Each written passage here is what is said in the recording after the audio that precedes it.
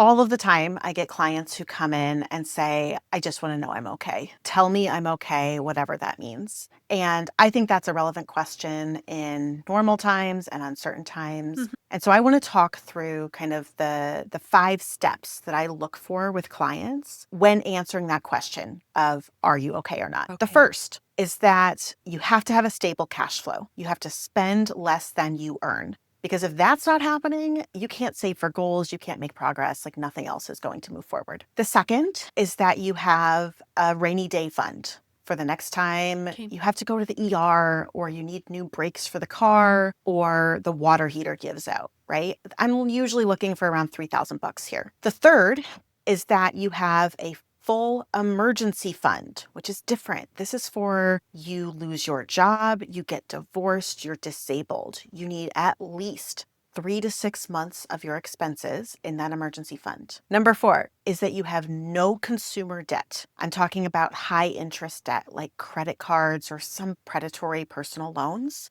Those are just eroding your cash flow overall. So we need those fully paid off every single month, so that you're not accruing interest. The fifth point is that you need to be saving enough for retirement. Okay. Retirement is a hard one for people because it feels like there's so much going on in your normal life that like that'll happen in the future. But let me tell you, the hardest planning I do with clients is when they come to me at 55 or 60 and they're behind and they do not have enough time to catch up. But then we have to have hard conversations about your retirement's not going to look the way you thought it would, Got it. or you're going to have to work longer. And I don't want to have that conversation with my clients. I do. And also, the more we can do to avoid that conversation, the better. So, what does it mean to save enough for retirement? That means that as long as you are starting in your 30s with retirement savings, you're saving at least 15% of your income annually, net Okay. income. This includes your employer match. If you're starting in your 40s or later,